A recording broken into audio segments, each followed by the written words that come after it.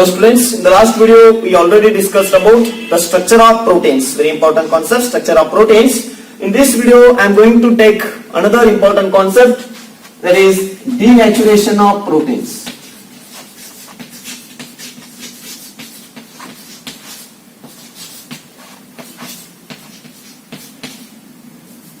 Denaturation of proteins.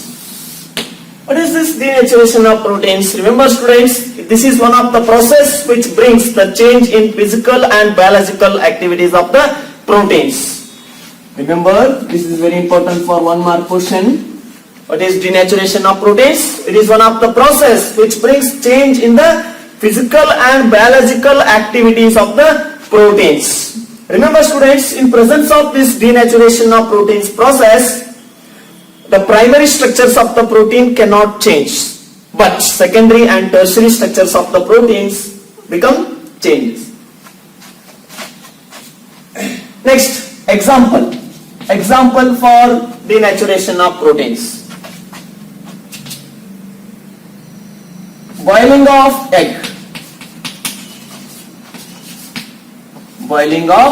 egg and curding of milk are some examples for the denaturation of proteins. Remember students, one very important concept related to this.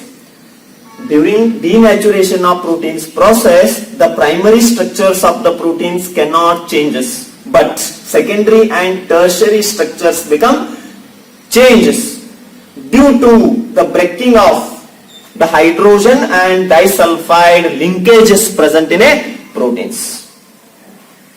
Yes, remember the examples for denaturation of proteins, nothing but boiling of egg and curding of milk process. Okay, next move with another concept, biological importance of proteins.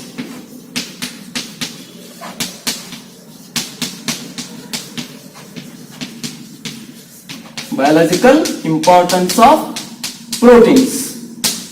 Students, you know, proteins have a very important role in biological applications. What are those? See here with some points. In that, my first point is about enzymes. What are enzymes? These are the proteins which are produced in the body and catalyze the biochemical reactions. What are enzymes? These are the proteins which are produced in the living organism and catalyze the biochemical reactions. What are some examples for these enzymes? See here, enzyme invertase, it hydrolyzes our sucrose to glucose and fructose. Similarly, next one, enzyme maltase, it hydrolyzed our maltose to glucose and glucose. Next, another one, lactase. Enzyme lactase, it changes lactose or hydrolyzes the lactose to glucose and galactose. Next, enzyme lipase. It hydrolyzes our oils and fats into glycerol and fatty acids. Enzyme lipase, it hydrolyzes the oils and fats into glycerol and fatty acids. Next, another examples like pepsin and trypsin are very important role in digestive system. Okay, these are some examples for enzymes. Remember, what are enzymes? Enzymes are the proteins which are produced by the living organisms and catalyze the biochemical reactions. If you want to know more about these enzymes are mainly classified into 3 types. See here, what are those? Enzymes are classified into 3 types: metalloenzymes, apoenzymes, and coenzymes. Okay, take the note point.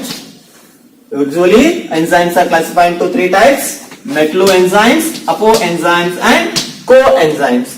Definitely metalloenzymes means they contain metallic properties. Metalloenzymes, here enzymes containing metallic properties. In presence of apoenzymes, these are opposite in nature. These are opposite in nature. Usually apoenzymes, these are opposite in nature because usually these enzymes are inactive but becomes active when it binded with cell organelles. Okay, next coenzymes. These are supportive in nature. Supportive in nature. Remember, enzymes are mainly classified into three types: metalloenzyme, apoenzyme and coenzymes. Having metallic properties, these are opposite in nature, and coenzymes are nothing but supportive in nature. Next, another point, antibody. Okay, students, what are antibodies? Remember, these are also proteins. These are also proteins produced in the body and fight with the antigens. And also, these antibodies destroy the antigens. Take one example. Immunoglobulin G, it is one of the antibody which is fight with the bacterial and viral antigens. Remember, what are antibodies? These are also proteins which are present in the body to fight with antigens. Immunoglobulin G is one of the antibody which fights with the antigens. Next, transport agents.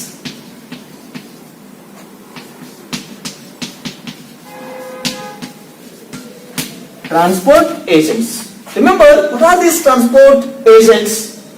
These are also proteins which carries the materials from one part of the body to another part. Remember, students, what are transport agents? These are also proteins which carries the materials from one part of the body to another part. Take example, hemoglobin, which is present in blood, and remember, hemoglobin is one of the protein which is present in blood and carries the oxygen to the blood. Next,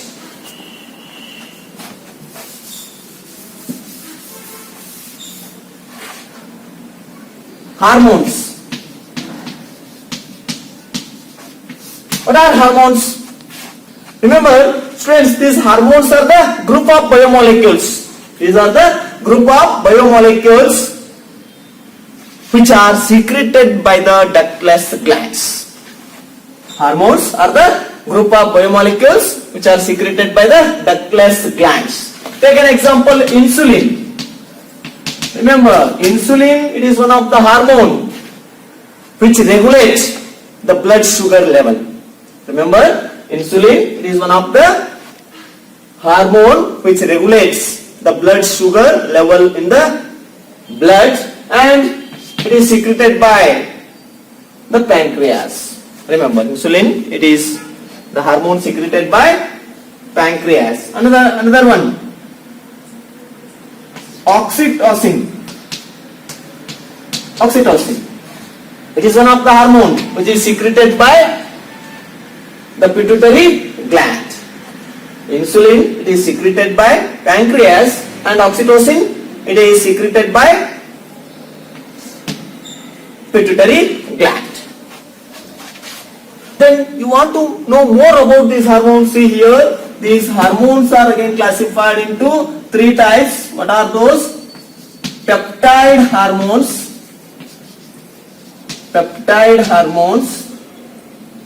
Next, amino hormones.